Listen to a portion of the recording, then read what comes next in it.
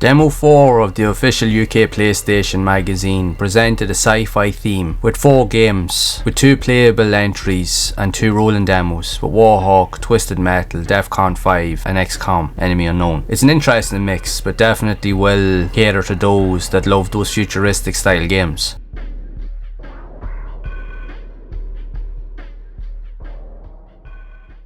Warhawk on the PlayStation would be among the first ever flight combat simulation games developed for the console, being developed and published by SingleTrack and Sony themselves, which was well received by critics upon its release, with its unique control system and combat mechanics that sees you flying a futuristic VTOL aircraft that you can move around in 360 degrees throughout 6 levels, that also gives you access to a multitude of different weapons with lock-on rockets, machine guns, laser cannons and the like. The game doesn't have a multiplayer option, and at its time, because it was one of the earliest games released on the system, it didn't support any of the later capabilities that were seen with other controllers such as the DualShock or analog control. There was also no saving or loading features present in the game, instead using a password system to access each of the levels. Each of the levels in question require you to complete a set number of objectives and side quests, with the main primary goal to defeat various enemy types toward the end of the mission. Reviews of the game was overwhelmingly positive at the time of its release, because there really was nothing else like it. Yes, we did have flight games that were seen in early 3D development, but not to a point where you had all of these basic systems in place with combat and elements that you would only see maybe in PC games. But to see it on a console was definitely a thing to behold for its time. While it hasn't aged well, the game still had a very popular following, and the game would be re-released later on the likes of the PlayStation 3 through the PlayStation Network. The developers of this game, SingleTrack, would also be responsible for the early Twisted Metal games that would go on to be synonymous within the vehicular combat genre and among some of the best games ever in that category. So from the landscape of it, it really wasn't bad for a first attempt. And this particular demo does give you access to one level where you've loads of enemies to destroy, where you have different towers and turrets also to take out, and there is a set objective towards the end with a big massive pyramid style format showing up only once you've defeated a number of waves of enemies that have shown up. It is relatively short, but will take quite a few tries to get familiar with the controls and features that are on offer. But it is an interesting look back into the early flight simulation combat aesthetics on the PlayStation.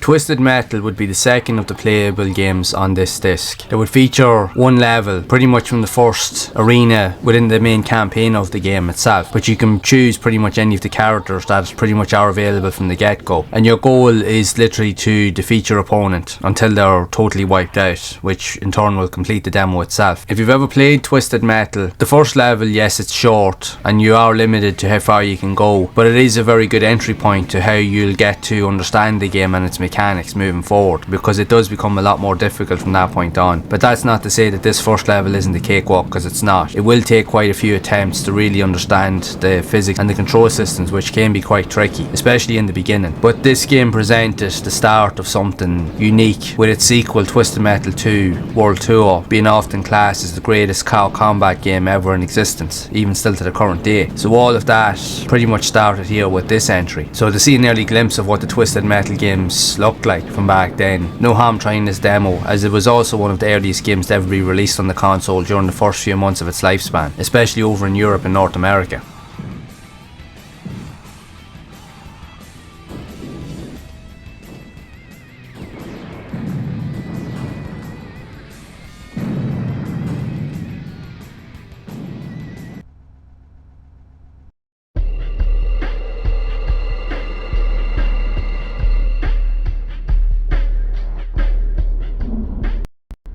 DEFCON 5 would be the first of the rolling video demos on this disc that would pretty much give you the synopsis of the initial intro sequence from the beginning of the game, that kind of gives you an outline as to the story and how it plays out, or what the current objectives or agendas are. The game itself would act as a first person shooter and almost have kind of like horror elements, because it's very dark and gritty, but this early representation really more focuses on the story and its aspects.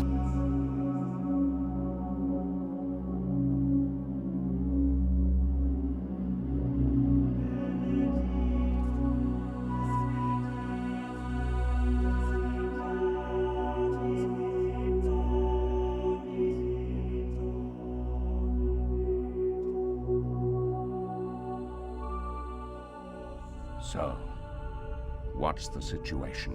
It's now definite. The MRP defense budget is going to be wiped out as of midnight on December 31st. What are the options? We don't have any. All existing manned stations have to be automated within 60 days. Tough schedule. Who's handling it? Commander Shelford Pitts, Grade 6 Cyberneer from our Cybernetics Division. Don't know him. Think he can do the job? He's the best we've got. He keeps himself to himself. Under the circumstances, I think he'll be ideal. Good. Are we still proceeding as planned for MRP 6F? Yes. Everything is in place. Gentlemen, this is the most critical moment in our company's history. I sincerely hope this plan works.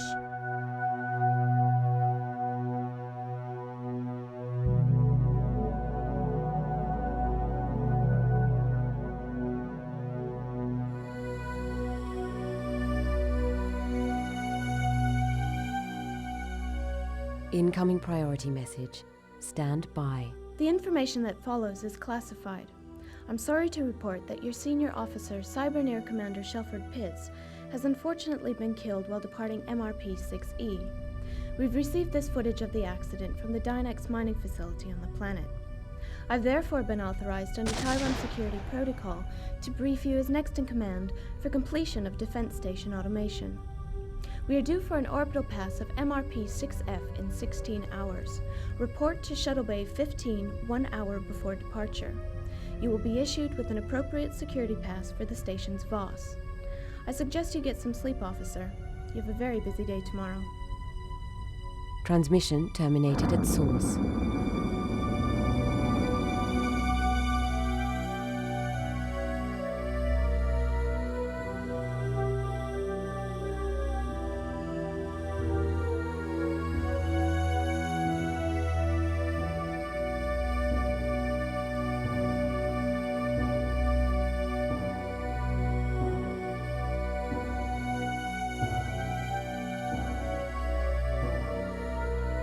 Attention, incoming shuttle.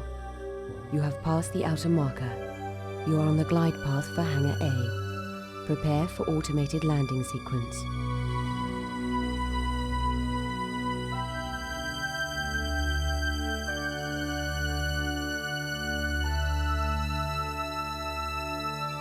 Please wait for clearance. Clearance confirmed.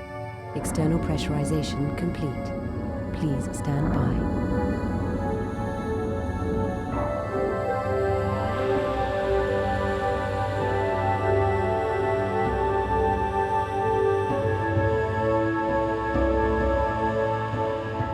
Welcome to MRP-6F. Proceed directly to the control room for your VOS mission briefing.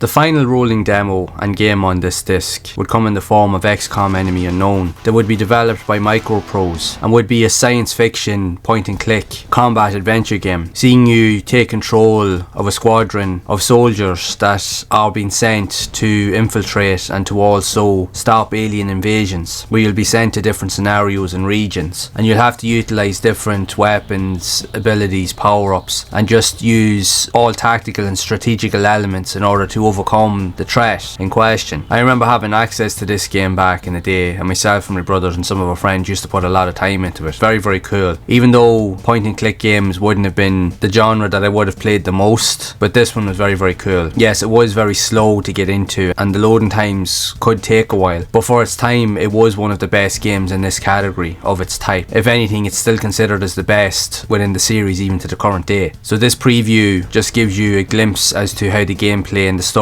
plays out, but it's definitely worth a look.